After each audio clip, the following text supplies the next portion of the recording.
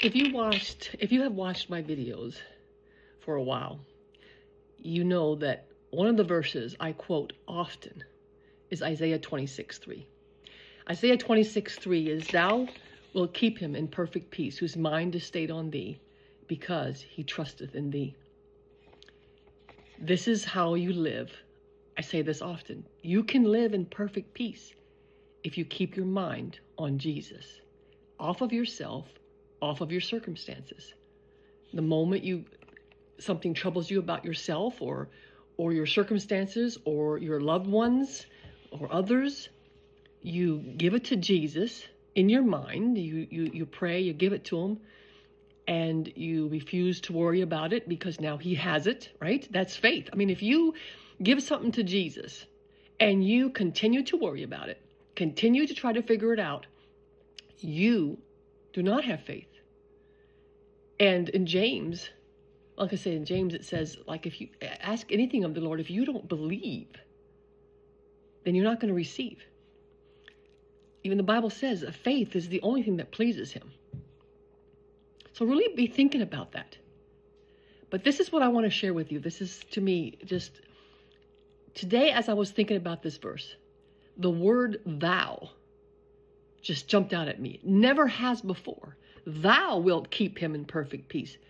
God will keep him in. Let me say this in a couple other versions, because I know some of you have a hard time with the King James Version. The NLT says, you will keep him. Oh, no, I'm sorry. You will keep in perfect peace all those who trust in you, all whose thoughts are fixed on you. And look at this, it's CSB. You will keep the mind that is dependent on you in perfect peace, for it is trusting in you. Again, the word you, that's God. God will keep you in perfect peace when your mind is stayed on him, when you are dependent on him for everything. That just blew my mind this morning. And then I looked up in the Strong's Concordance, what is perfect peace? In Hebrew, it's shalom. And the definition was safe, i.e. well, happy, friendly, also welfare, i.e. health, prosperity, peace, rest. Who would not want that? But God is the one. It's God's peace inside of you. It's not something you have to conjure up. I love this. And I want to, he highlighted two more things with me. I love how he does that. He honed in on the word thou this morning, that he's the one that gives us perfect peace. And then, as I spent time with him this morning, he gave me some more things that I came across. Colossians 3:1-3. If ye then be risen with Christ, seek those things which are above, where Christ sitteth on the right hand of God. Set your affection on things above, not on things on the earth. For ye are dead, and your life is hid with Christ in God. I came across it in my notes, because one day after I read this is what God put in my mind. This is why I say, when I say God speaks to me, I don't hear him audibly. I hear thoughts in my mind. And this is what I heard after I read this one day. When you seek those things above and set your affection on things above, your soul is protected from what is happening on the earth. That is so powerful. Isn't that perfect peace? When you're protected from the things that are happening around you in this earth, when you keep your mind on the things in the spiritual realm and the things above, that you set your affection on the things above. And one more thing I came across. This was actually from my journal on February 14, 2024. I always say ask God questions. Ask God all your questions and expect him to answer you. I do. Sometimes he answers me right away. Sometimes it's later. And I have questions he's not answered yet. And when he does that, I assume that I'm not ready to hear the answer yet. He's God, not me. But listen to this. This morning, this was actually Valentine's Day last year, February 14. I said, God, why did you create me? And this is what I heard. I created you for me. I want to spend time with you.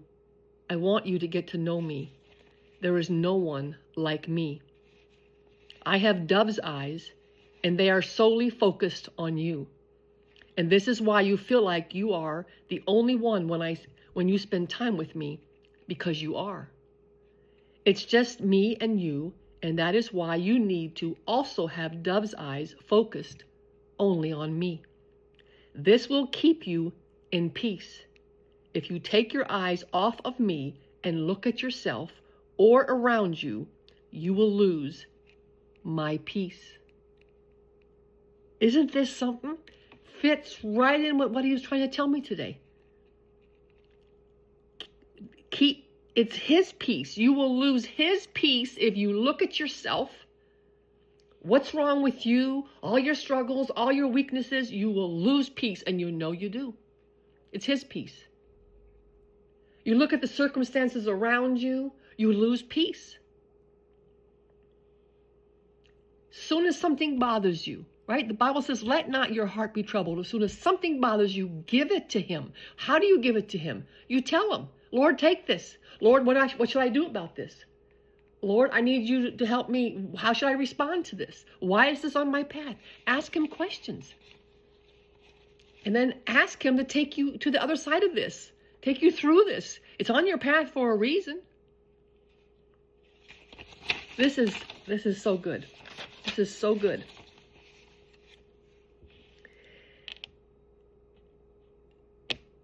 I think I'm going to end it here.